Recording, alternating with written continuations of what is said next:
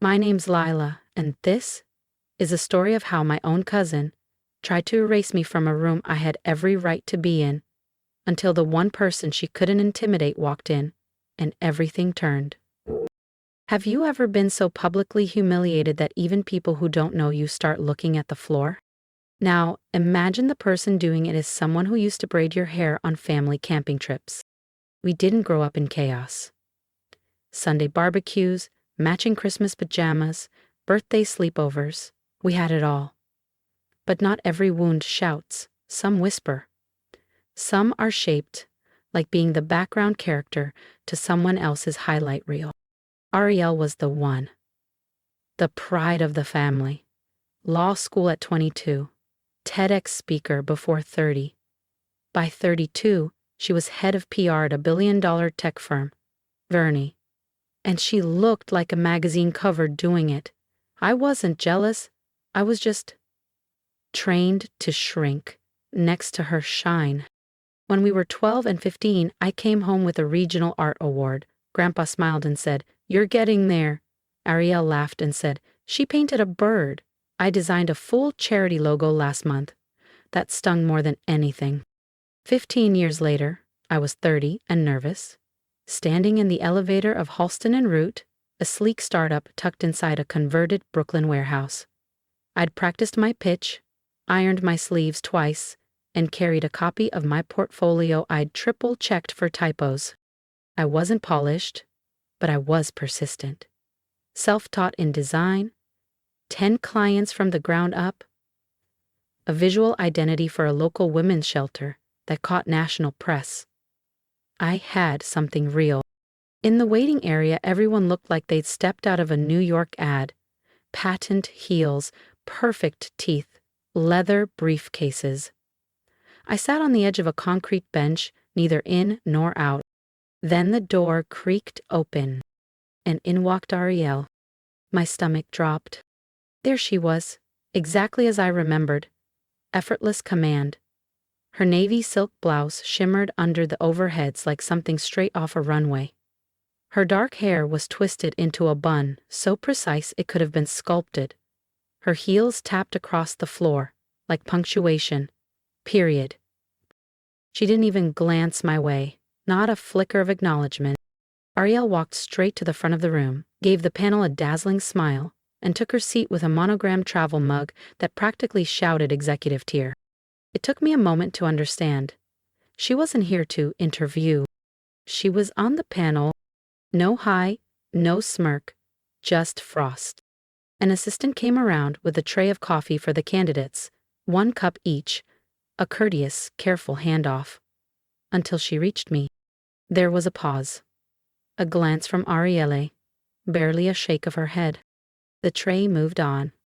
"No cup for me." I didn't react. Just held my resume folder tighter across my lap, swallowed the heat rising up my neck. Then I heard it.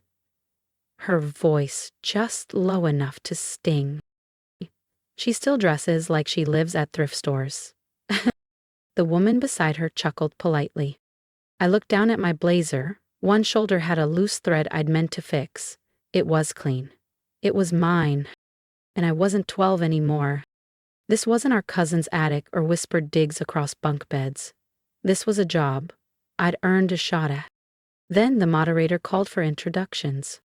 Each candidate stood, name, credentials, polished anecdotes, Ivy Leaguers, founders. One guy mentioned his TED Talk. Then it was my turn. I stood. "My name is Lila Ames. I build things that work for people who don't usually get invited to rooms like this." And for the first time that morning, Arielle looked up. I stood, walked forward, tried to keep my voice steady.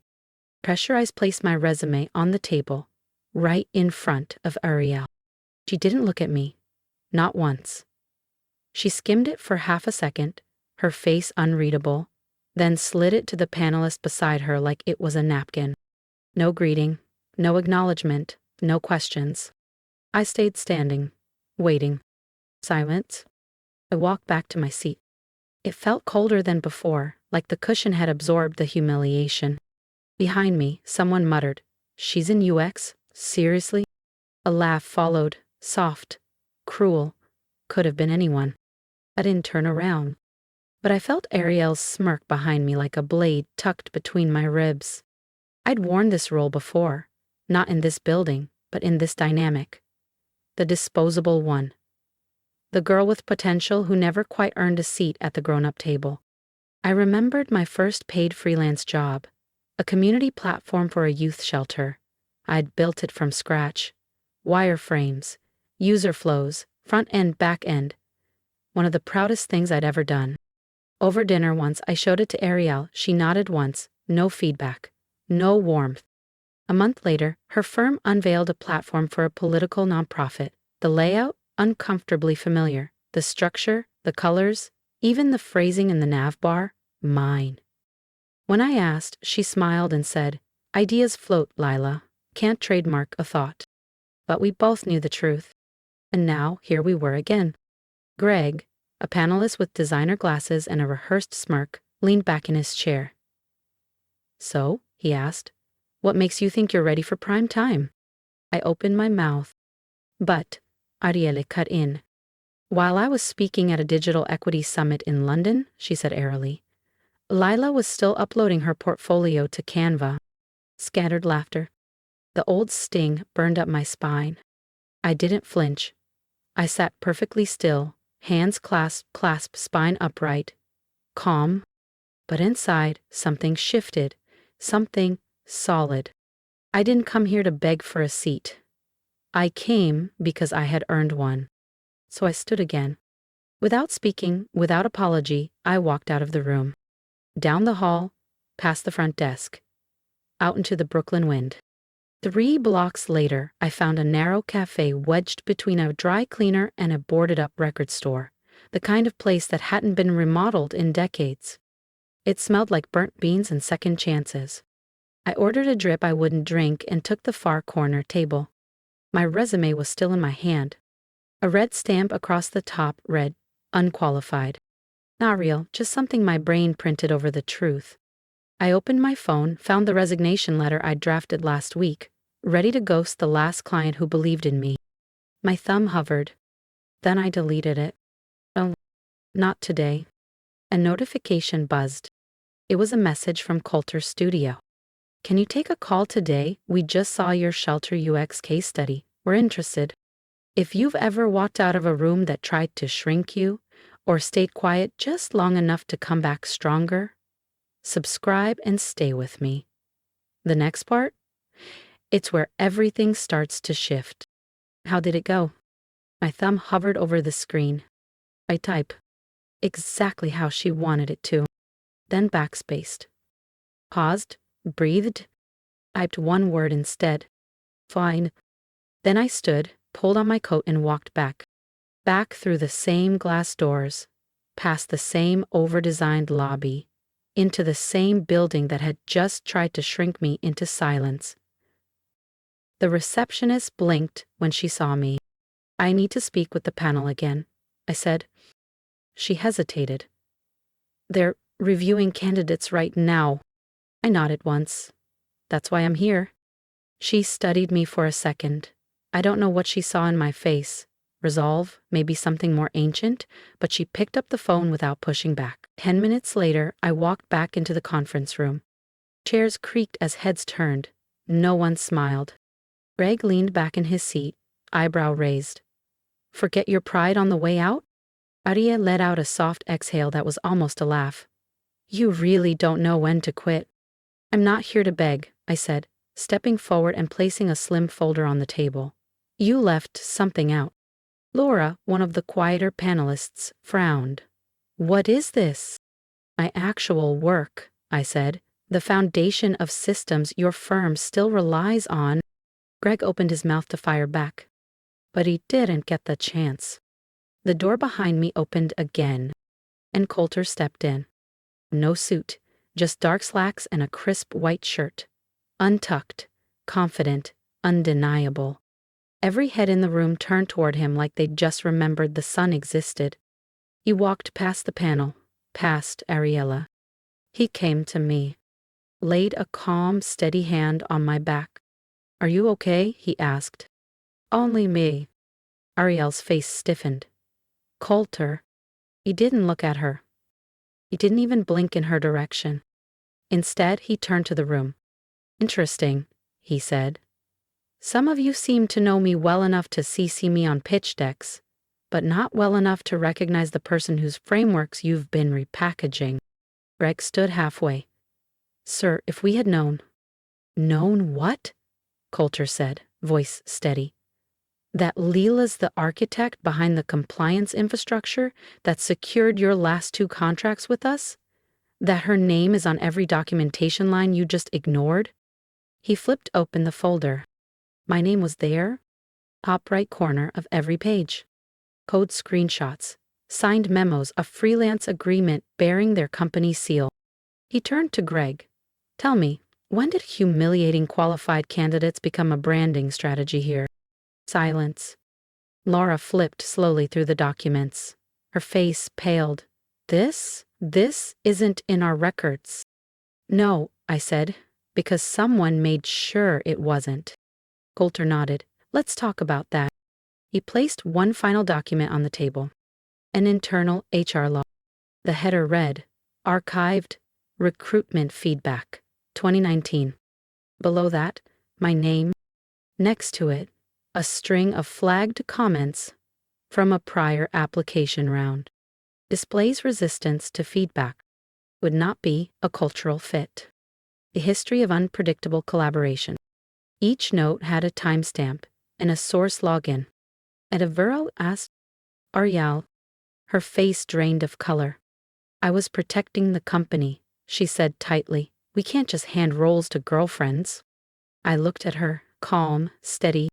The only favoritism here, I said softly, was you shielding your position from someone you didn't expect to keep up.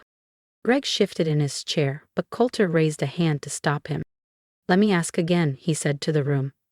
Who here actually read her resume?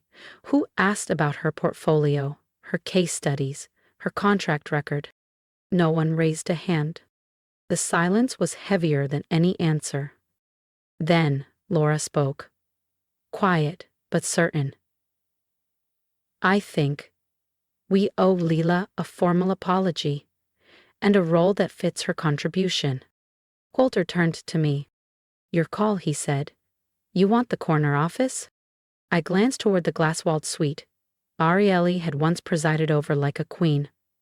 It was still perfectly staged. Empty coffee mug, a whiteboard with nothing real on it.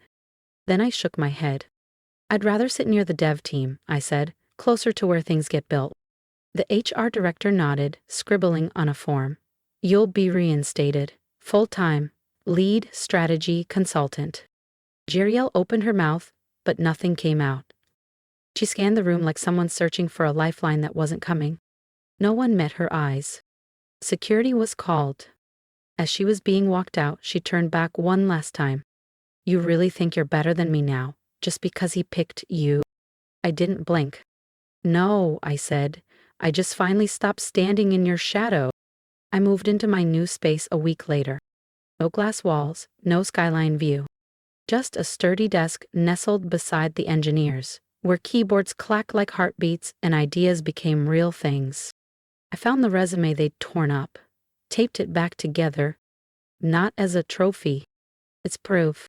Proof that I'd been overlooked, scratched out, dismissed.